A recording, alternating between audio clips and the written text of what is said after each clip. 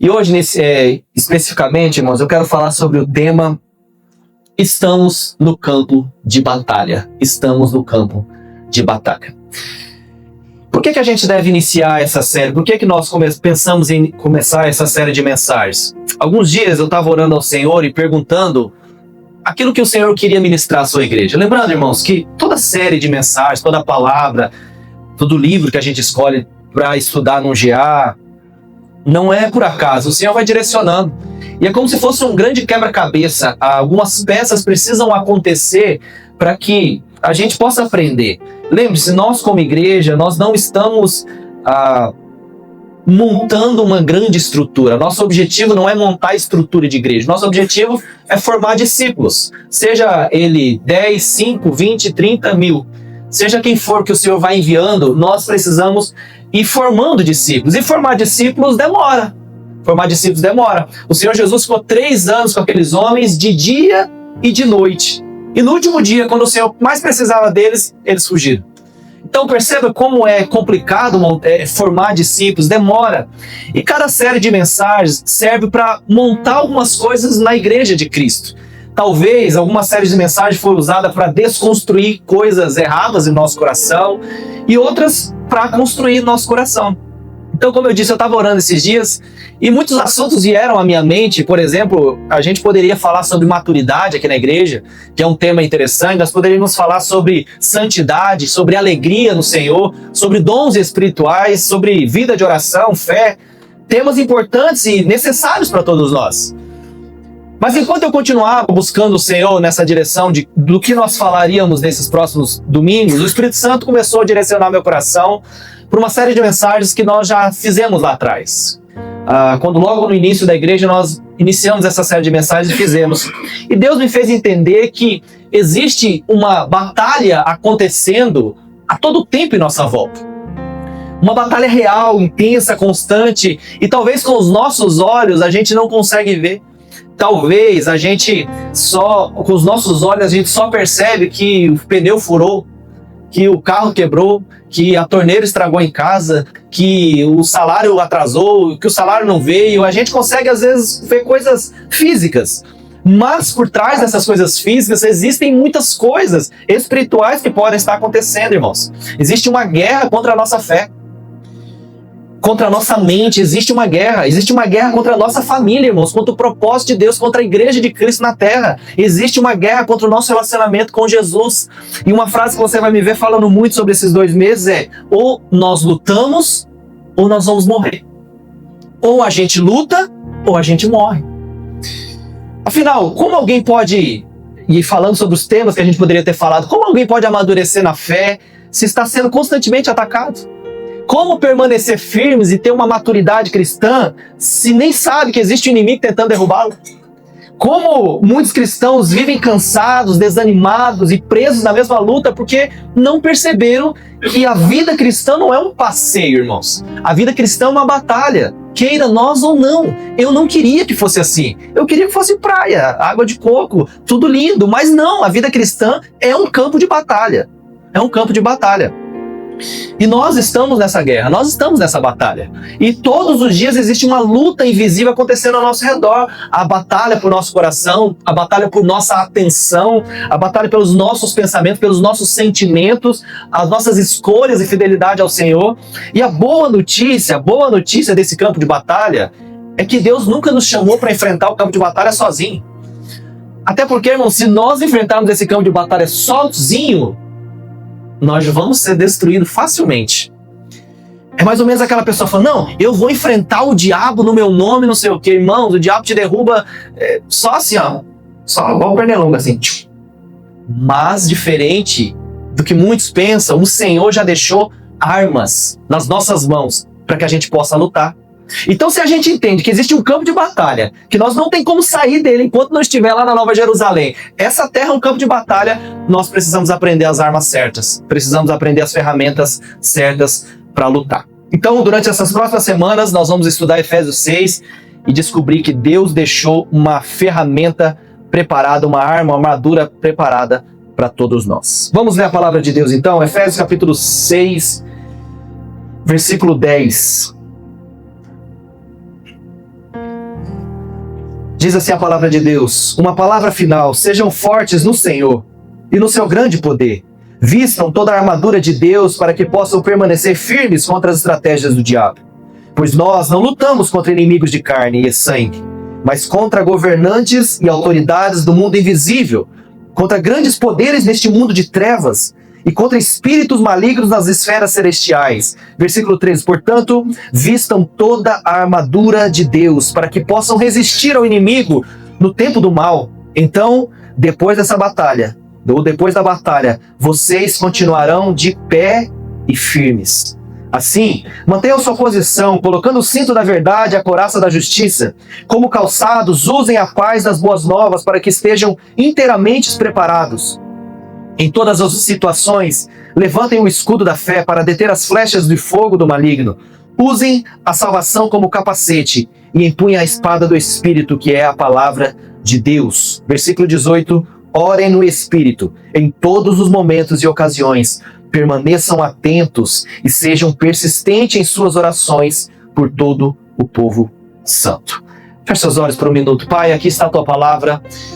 Fale conosco, Espírito Santo, não só nesse domingo pela manhã, mas todos os outros domingos que nós estaremos aqui. Fale ao nosso coração, que essa armadura, essa figura que o apóstolo Paulo usou aqui, possa entronizar em nosso coração, que nós como igreja possamos ter a sabedoria, a maturidade e o entendimento de usufruir dessa armadura e dessas armas que o Senhor coloca em nossas mãos, à disposição para que a gente possa vencer. E assim como o seu texto diz, para que no último dia, para que no final do dia, para que no dia mau a gente possa sair vencedor dessa batalha. Te agradecemos, Senhor, por essa palavra, em nome de Jesus. Amém e amém.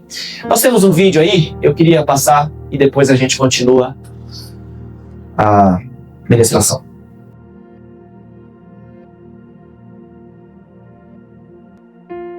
Essa é uma peça muito conhecida no meio evangélico. Eu liderei teatro há algum tempo lá em Vilhena e nós fizemos essa peça e a gente ia para a bar apresentar essa peça. Imagina só, o bêbado entrando e o bêbado realmente na frente olhando, e era uma loucura. Mas ela retrata a guerra que nós vivemos, a guerra que nós passamos. E como eu disse, irmãos, essa primeira mensagem, antes de nós entrarmos nas armaduras, nos elementos da armadura de Deus, nós precisamos entender que nós estamos nesse campo de batalha.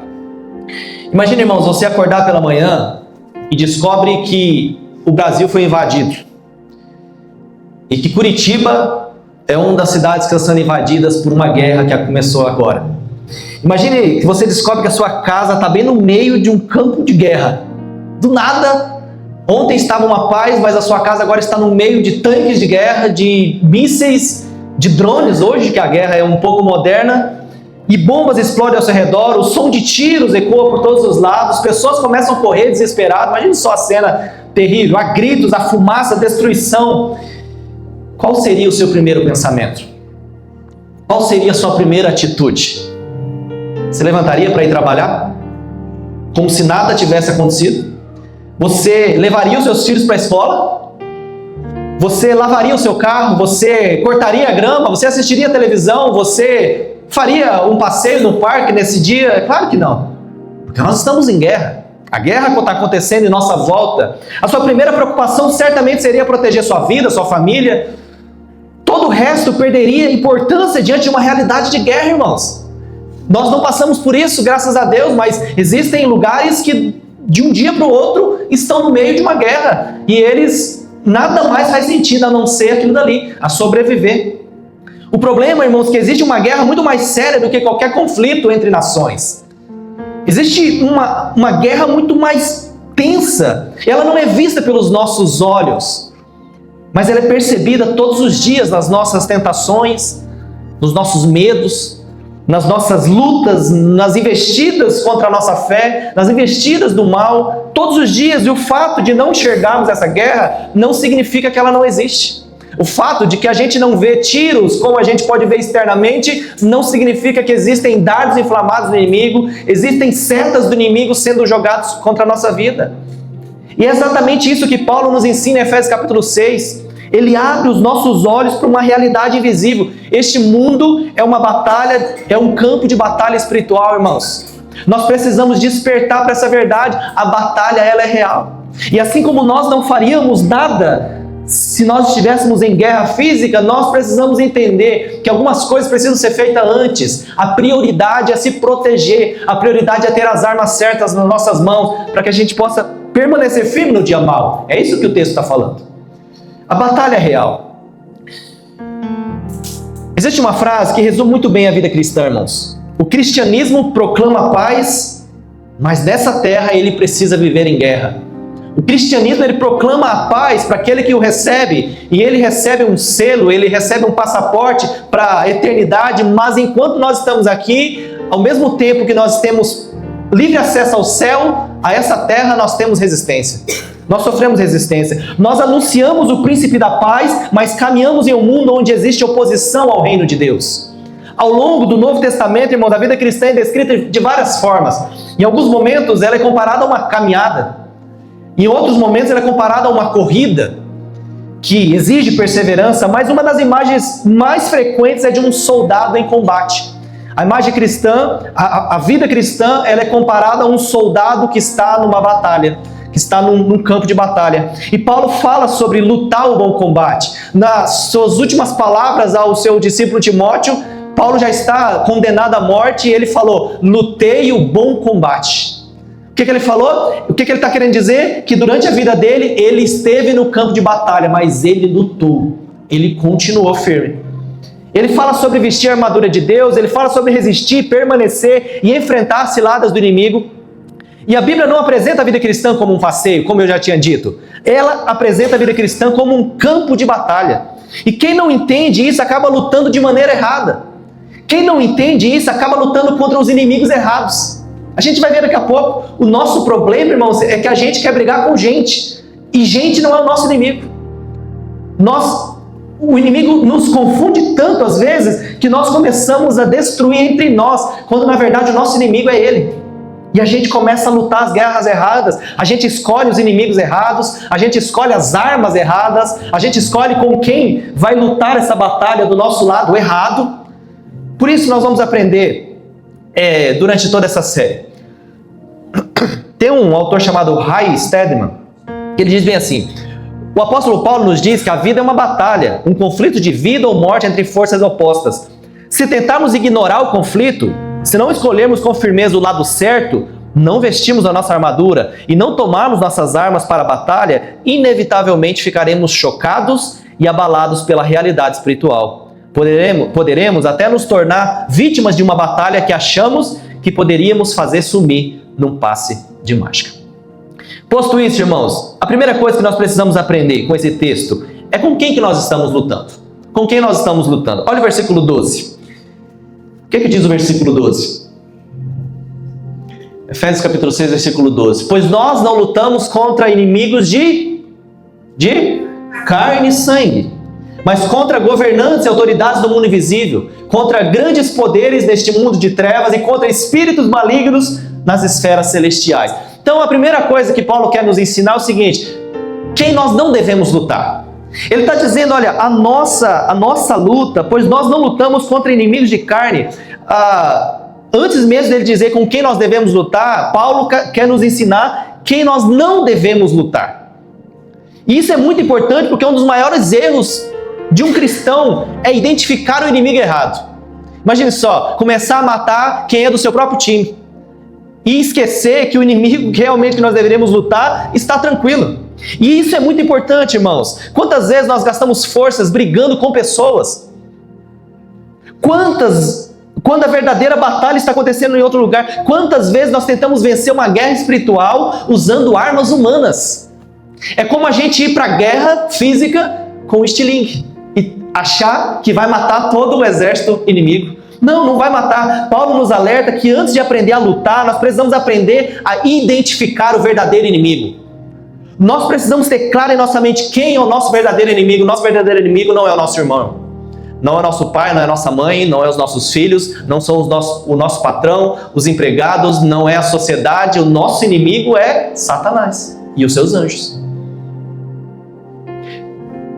Quando nós lutamos com quem não deveríamos lutar, nós acabamos ferindo pessoas, destruindo relacionamentos, e desperdiçando nossas forças. Mas, pastor, pessoas são usadas, pessoas às vezes é o nosso inimigo. Pessoas, irmãos, só são usadas pelo nosso verdadeiro inimigo. Porque o nosso verdadeiro inimigo é Satanás. Pior ainda, enquanto nós estamos distraído com o inimigo errado, quando nós achamos que são as pessoas que são os nossos inimigos, o verdadeiro inimigo continua agindo sem ser percebido. Quando nós achamos que o nosso inimigo está do nosso lado, na nossa frente, aquela pessoa que está fazendo raiva, e sim, irmãos, as pessoas fazem raiva, as pessoas nos traem, as pessoas falam mal da gente pelas costas, a gente só fica sabendo aí por cima, as coisas acontecem, infelizmente, mas pessoas apenas são influenciadas pelo mal. E é por isso que Paulo declara de forma muito clara: nós não lutamos contra carne e sangue. A expressão carne e sangue na época é mais ou menos, nós não lutamos contra pessoas. Nós não lutamos contra homens, mulheres. Por que Paulo está falando? Porque durante todo o capítulo 5 e o 6, ele vai falar sobre marido e esposas. Vai ler depois lá no capítulo 5. Ele vai falar sobre servos e servas, empregado e empregadores. Ele vai falar sobre várias coisas aqui que mostram embates entre pessoas. E ele está falando: a nossa guerra não é contra essas pessoas. A nossa luta não é contra carne e sangue. E a primeira vitória, irmãos, de um soldado, que somos nós, não acontece quando ele vence a batalha, mas quando ele identifica corretamente o seu inimigo. Quando ele identifica verdadeiramente o seu inimigo. Se errarmos o alvo, lutaremos a vida inteira, irmãos, e ainda assim perderemos a guerra. Meus irmãos, eu vejo pessoas lutando a vida toda contra o inimigo errado. Cansa. E às vezes, quando a pessoa identifica o inimigo, ela luta com as armas erradas. Cansa. Lutar contra o inimigo errado cansa. Lutar com as armas erradas cansa e vai nos destruindo. Tem pessoas que estão há anos, 10, 20, 30 anos lutando contra pessoas, quando não entendeu que o seu verdadeiro inimigo não é daqui. É na região celestial. É o que o texto está falando. É nas regiões celestiais, não é contra, pois nós não lutamos contra inimigos de carne e sangue, mas contra governantes e autoridades do mundo visível, contra grandes poderes neste mundo de trevas e contra os espíritos malignos nas esferas celestiais. Então, a nossa luta não é contra pessoas. Precisamos aprender isso. Não é contra ser humano. O inimigo nosso não é as pessoas. O inimigo nosso é Satanás. O versículo 12, ele diz que o nosso inimigo não é carne e sangue, ele diz que é no mundo celestial. E primeiro nós precisamos aprender quem é o nosso inimigo, e em segundo lugar, que é a nossa guerra espiritual. Paulo, ao descrever essa carta aos Efésios, ele nos lembra que os adversários não são de carne e osso, mas sim de forças malignas. Força maligna. Irmãos, às vezes muitas pessoas já chegou e falaram: mas eu não acredito em Satanás. E eu sempre brinco com a pessoa, falo: então que ele apareça para você 3 horas da manhã, para que você abra os seus olhos e perceba que existe um diabo na sua vida que quer te destruir. Queira você ou não, irmãos. Porque às vezes a gente é tão apegado às coisas dessa terra aqui e não percebe que tem um inimigo contra a nossa alma. Ele não é mais poderoso do que o nosso Deus.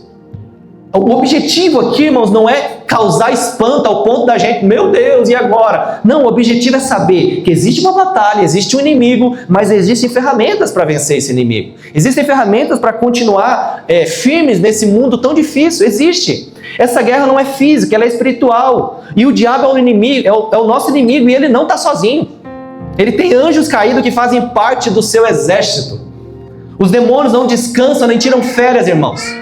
Eles não descansam, eles tiram férias. Eles usam ciladas e diversas estratégias para roubar, matar e destruir pessoas, famílias, igrejas, sociedades, país e todas as outras coisas que ele quer destruir. Esses inimigos são astutos, irmãos. Eles são astutos, são principados, são potestades, são dominadores deste mundo tenebroso e forças espirituais do mal. E é o que o texto está deixando claro. A nossa luta não é contra a pessoa, mas são contra esses poderes, essas autoridades do mundo celestial do mal. Olha o que Paulo fala em 2 Coríntios capítulo 10, versículo 3. Você não precisa abrir. 2 Coríntios 10, 3. Embora nós sejamos humanos, não lutamos conforme os padrões humanos. Usamos as armas poderosas de Deus e não as armas do mundo para derrubar as fortalezas do raciocínio humano e acabar com os falsos argumentos. Paulo então aqui está dizendo, embora nós sejamos humanos, nós não lutamos conforme os padrões humanos. Nós usamos armas poderosas de Deus, nós guerreamos contra um inimigo muito poderoso. Poderes e autoridades, o texto fala. Dominadores deste mundo de trevas. Forças espirituais. Então, eles têm força, irmãos. E se a gente não tiver posto no lugar certo, com as armas certas, ele nos destrói. E tem destruído muitas pessoas por aí. Tem destruído famílias. Irmão, você acha que muitas vezes o marido e a mulher, um que trai o outro, eles estão errados, mas são influência. Eles são a influência de Satanás naquele lugar. Nós falamos dias atrás aqui, Satanás ele cria governos em lugares. Tem lugares que Satanás já deixou no piloto automático. Já está no piloto automático. Ele nem precisa ir mais lá. Porque ele cria. Ele é inteligente. Deus, quando expulsou Satanás do céu, ele não tirou os poderes de Satanás. Ele ainda é um anjo de luz. Ele ainda tem os poderes que foi outorgado de Deus para ele. Então, nós guerreamos contra eles. Principados, potestades. E quais são as estratégias desse inimigo, irmãos? Se nós estamos numa batalha, precisamos conhecer a estratégia do inimigo. Quem é o nosso inimigo, que nós já sabemos, e quais são as estratégias dele para nos destruir. Paulo nos exorta a vestir a armadura de Deus para permanecer firmes contra as ciladas do diabo. Olha só o que o texto diz no versículo 11. Vistam toda a armadura de Deus. Para quê? Para que possam permanecer firmes contra as estratégias do diabo. Ou seja, o diabo tem estratégia, certo? É o que o texto está falando. O diabo monta suas estratégias contra o povo de Deus. E ele vai tentando destruir. A palavra ciladas aqui revela que Satanás age com astúcia. Ele prefere o engano, a mentira, a distração e ataques evidentes. O inimigo não ataca, irmãos, todos da mesma forma. Eu tenho as minhas áreas de fraqueza. Você tem as suas áreas de fraqueza. Você acha que se nas áreas que eu sou forte, ele vai me atacar? Não. Ele vai me atacar justamente onde eu sou fraco. E é por isso que a gente precisa ser claro na nossa mente quais são as nossas áreas de fraqueza. Porque nós temos, irmãos. Nós temos a nossa área de fraqueza. Nós temos as nossas áreas de dificuldade. E é nessas áreas que o inimigo vai querer nos destruir. É nessas áreas que ele vai tentar colocar suas brechas para que a gente possa ser destruído. Tem gente, por exemplo, que tem problema com orgulho. É nisso daí que Satanás vai agir. Tem gente que tem problema com briga. Eu tenho uma tia minha, posso falar porque eu acho que ela não ouve as pregações. Eu tenho uma tia minha que, mas desde que eu conheço ela, onde ela chega, ela briga. Mas onde ela pode chegar num velório, ela briga no velório. No velório do meu avô, briga. Daqui a pouco, porque a gente já sabe, quando chega a pessoa, daqui a pouco tem discussão. No aniversário, briga. Por quê? Porque essa pessoa tem essa falha. E o inimigo samba na cara, usa ela para um monte de coisa. E assim somos nós em muitas outras áreas que a gente pode agir. Alguns são tentados pela vaidade. Outros são tentados por imoralidade sexual.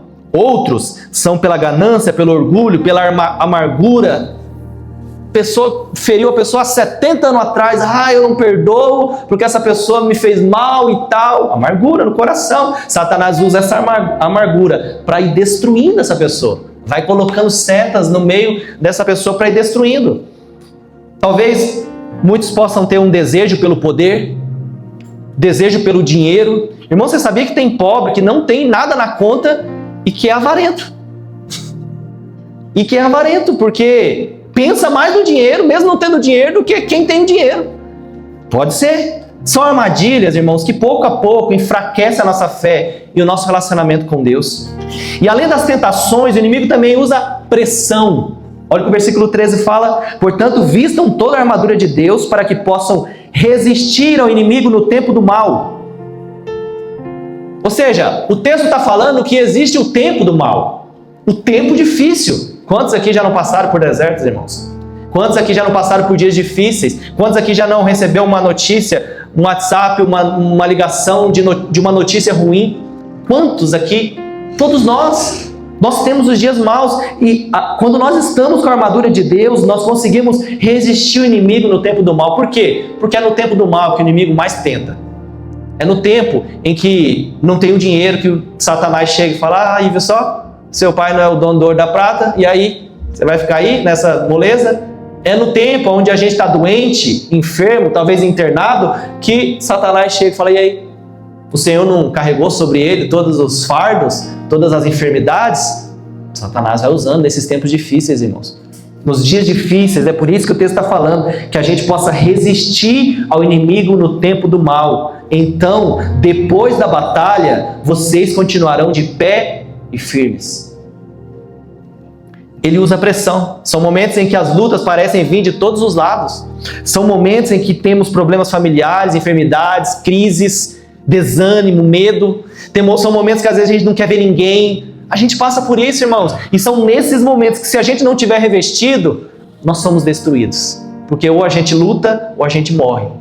Ou a gente enfrenta, ou a gente se entrega. Quando o ataque não funciona, ele muda a tática. E continua tentando encontrar uma brecha. Mas quero que você entenda, irmãos, uma coisa. O objetivo dessa mensagem não é fazer você ter medo do diabo. Amém? Eu não quero uma igreja com medo do diabo. Eu não quero uma igreja com medo de macumba. Eu não quero uma igreja com medo de centro não sei o quê. Não quero, amém? O papel como pastor... Quem está lá que falou amém? Alguém lá do banheiro gritou amém. Não sai ninguém dali. O meu papel como pastor é mostrar que a palavra ensina para que você esteja preparado. Nós não temos que ter medo, porque quando ele chegar na nossa esquina, nós estamos preparados. Nós vamos resistir. Pode vir guerra, pode vir luta, e nós vamos resistir. Aí a Cláudia, amém, Cláudia. Bom, glória a Deus que você saiu do banheiro. Deus não quer uma igreja assustada, ela quer uma igreja fortalecida. Ao longo dessa série, irmão, nós vamos descobrir que a nossa confiança, ela não está na nossa força, mas na força do Senhor. Nós não conseguimos vencer isso com a nossa inteligência, com a nossa sabedoria, com os nossos títulos, com os nossos achismos. Não, nós temos uma armadura e nós precisamos usar ela. A vitória não pertence ao soldado que é mais forte.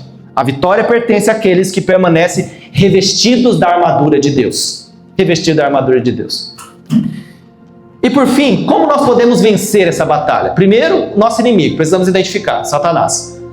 As estratégias que ele usa, as brechas que nós damos, as áreas de fraquezas que nós temos, essas estratégias. E por fim, como nós podemos vencer essa batalha? Você vai precisar vir nos próximos cultos, para que a gente possa aprender junto como vencer isso. Mas diante de tudo isso, surge essa pergunta, né? Como nós podemos vencer? Já estamos no campo de batalha, tá bom, pastor, já entendi, estamos no campo de batalha, não tem como sair, é luta, é complicado, mas como nós podemos vencer? Como vencer as tentações, os dias maus, as pressões e as batalhas que enfrentamos todos os dias? Irmãos, como vencer nesse dia tão mal os pensamentos? Como viver uma vida que honra a Deus em meio a uma guerra espiritual? Tem dias que a gente fica tão mal, irmãos. Esses dias atrás, aí, onde teve morte, assim, sabe? O nosso coração fica ruim e demora alguns dias para restabelecer, porque nós somos seres humanos. Mas como permanecer firmes diante desses dias? Como permanecer? A resposta está na palavra de Deus. E é exatamente isso que nós vamos descobrir passo a passo nos próximos domingos. Ao longo dessa série, cada peça dessa armadura. E hoje nós estamos apenas iniciando essa caminhada. E nas próximas semanas vamos estudar cada parte da armadura que o apóstolo Paulo descreve neste lugar. E entender por que Paulo nos chama a vestir cada uma delas. A colocar o capacete da salvação, colocar o escudo, a ter a espada do Espírito, coraça da justiça, o cinto da verdade. Por que Paulo quer nos mostrar isso? É o que nós vamos aprender. E ao final dessa série, irmãos, meu desejo é que você não apenas conheça a armadura de Deus, mas esteja revestido dela. Que a armadura de Deus ao final não esteja como está ali hoje, mas que esteja no soldado nosso, somos nós. Estejamos totalmente revestidos dela.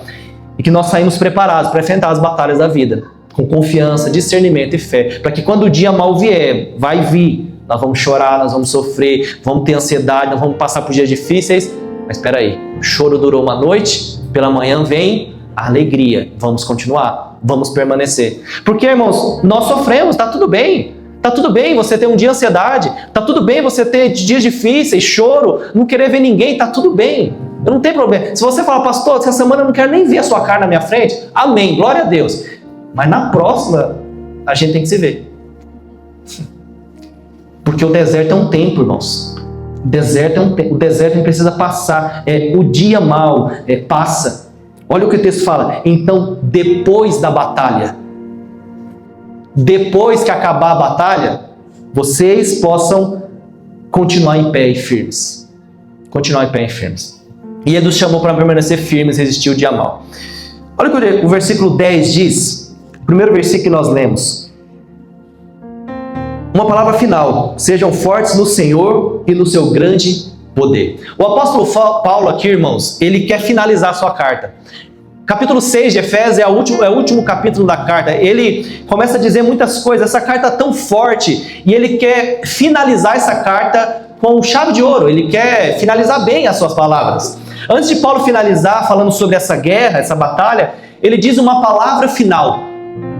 Ele diz uma palavra final eu dou para vocês. Sejam fortes no Senhor. Em algumas versões diz, para terminar, ou quanto ao mais, sejam fortes no Senhor.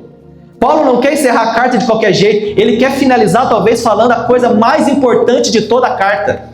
Talvez Paulo deixou para o capítulo 6 o capítulo principal, como se ele estivesse dizendo, para vocês viver o capítulo 5, 4, 3, 2, 1, vocês precisam usar o capítulo 6 para praticar tudo aquilo que eu falei para vocês nas últimas palavras. Ele quer terminar ensinando os crentes a como vencer as guerras e as batalhas da nossa alma.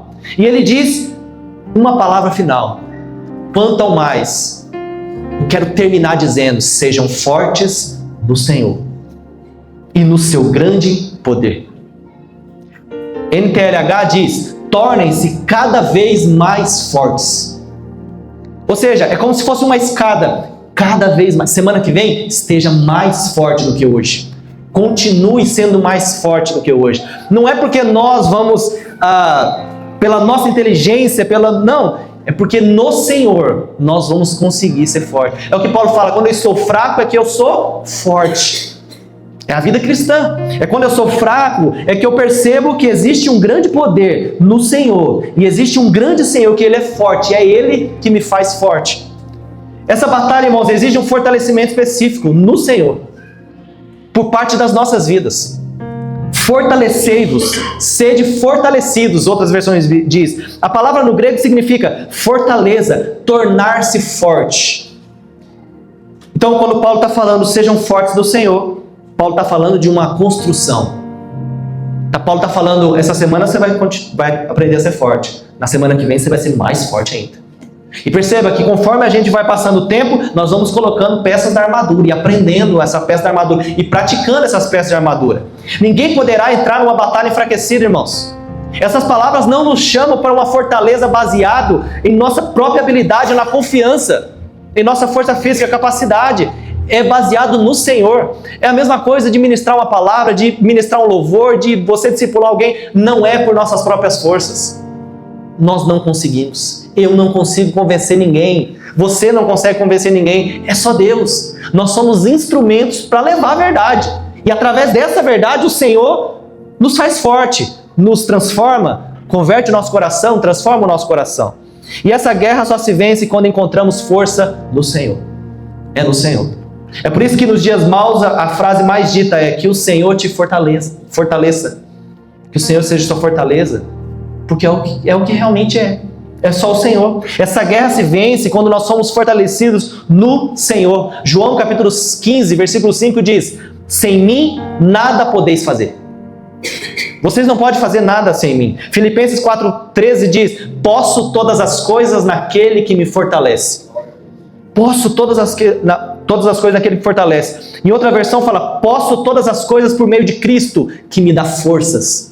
Então é Ele que nos dá força para vencer. É Ele que todos os dias está conosco. É Ele que nos oferece uma armadura, sabendo que o campo de batalha é inevitável. O Senhor é bondoso. E Ele coloca sobre nós ferramentas e fala, está aí. É só você acessar, pegar e se proteger e usar. Porque a armadura de Deus, a gente vai ver que não é só para a gente se proteger. Tem a espada. que a gente ataca, que a gente vai para cima. As portas do inferno não prevalecerão contra a igreja do Senhor. É as portas do inferno que tem que ser arrombadas por nós. Não é as nossas portas que tem que ser arrombadas por Satanás. Nós não podemos inverter isso. Então, sejam fortes no Senhor, irmãos. Antes de falar dessa armadura, Paulo está dando uma ordem. Está falando, fortaleça no Senhor, no seu grande poder. Isso muda completamente a perspectiva dessa batalha e dessa guerra. A vitória não depende da nossa força. Não tente fazer isso nos seus braços. Tem gente tentando lutar a guerra sozinha aí fora. Vai perder. Ou já perdeu. Infelizmente. Tem gente que vai perder. Porque está tentando lutar sozinho. A vitória não depende da nossa força, da nossa inteligência, da nossa experiência. Ela depende da força que luta por nós. Por nós. Estamos falando, irmãos, do poder do Deus Todo-Poderoso. Olha o que ele diz. Sejam fortes no Senhor e no seu grande poder. Grande poder. É o poder que no princípio criou os céus e a terra. Apenas pela força da sua palavra, é esse poder. É o poder que abriu o mar vermelho e fez um povo inteiro passar por uma terra seca no meio de um mar. É o mesmo poder que derrubou as muralhas de Jericó. É o mesmo poder que fechou a boca dos leões quando Daniel foi jogado naquela cova. É o poder que sustentou Sadraque, Mesaque e Abidnego dentro daquela fornalha ardente. É o mesmo poder que fez o sol parar nos dias de Josué. É o poder que acalmou o vento e o mar com uma única palavra de Jesus. É o poder que diante de um túmulo fechado há 4 dias, ele declarou, vem para fora, Lázaro. E ele veio. E ressuscitou. É o mesmo poder que venceu a morte e ressuscitou Jesus dentre os mortos. É esse mesmo poder. É o poder que derrotou Satanás na cruz e garantiu a nossa vitória. E sabe qual é a notícia mais extraordinária de tudo? Esse mesmo poder não ficou preso às páginas de uma Bíblia empoeirada em cima da estante. Esse poder continua disponível hoje. Esse poder fortalece a igreja hoje. Esse poder é o que sustenta o cristão no dia mau. É esse poder que levanta quem caiu, restaura quem está quebrado, dá forças a quem já não consegue mais caminhar. E é esse poder que está disponível para mim e para você nessa noite, irmãos. É o poder de que quando Ele decide, Ele enfrenta o mal e nos livra das garras do inimigo e destrói todos os inimigos para trás. É esse mesmo poder. Por isso, antes de vestir a armadura, Paulo nos lembra de uma verdade que nunca podemos esquecer. A nossa força não está em nós. A nossa força está no Senhor. Nós estamos fortalecidos nele. E se nós estivermos nele, irmãos, não tem poder das trevas que possam nos destruir. Se nós estivermos vestido a armadura certa, correta, fazendo aquilo que o Senhor está mandando, não tem poder do inferno que possa alcançar a nossa casa. E ainda que o poder do inferno alcance a morte, que nos destrua nessa terra, existe uma porta aberta para nós no céu. É essa armadura que o Senhor nos mostra. E como ser forte no Senhor, irmãos? Para a gente finalizar. Como eu posso se fortalecer no Senhor? E a resposta começa com um princípio simples. Reconhecendo que sozinho nós não conseguimos. É o que a gente já tem falado. Reconhecer que sozinho a gente não consegue. Nós precisamos ser fortalecidos no Senhor. E o primeiro passo para experimentar a força de Deus é admitir a nossa fraqueza. Volto a te dizer, Paulo declarou, quando eu estou fraco, é que eu sou forte. Quando eu declaro a minha fraqueza no Senhor, é porque eu mostro que eu sou forte no Senhor. Paulo, irmãos, era forte, sabe aonde? Diante dos inimigos na rua. Diante dos opositores ao Evangelho, ele era forte.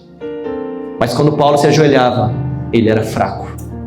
E Deus sustentava ele no poder que o Espírito Santo pode nos dar. Enquanto nós confiarmos apenas na nossa inteligência, nós vamos ter recursos limitados. Nós vamos lutar guerras pesadas com estilingue apenas.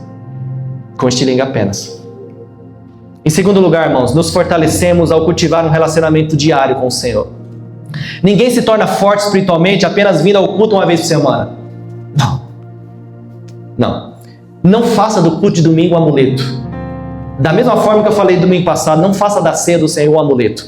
Não faça da Bíblia um amuleto. Use tudo isso. Se aprofunde em tudo isso. Tenha vida com o Senhor em tudo isso. A força é construída na presença de Deus, irmãos. É na oração que nós recebemos direção, é na palavra que nós renovamos a nossa mente, é na comunhão com a igreja que nós somos encorajados, corrigidos e fortalecidos. E quanto mais permanecermos em Cristo, mais forte nos tornamos nele. E assim como um galho só permanece vivo enquanto está ligado à videira, nós só permaneceremos fortes enquanto nós permanecemos ligados a Cristo, enquanto nós estivermos firmes no Senhor. Amém? Fique de pé, em nome de Jesus.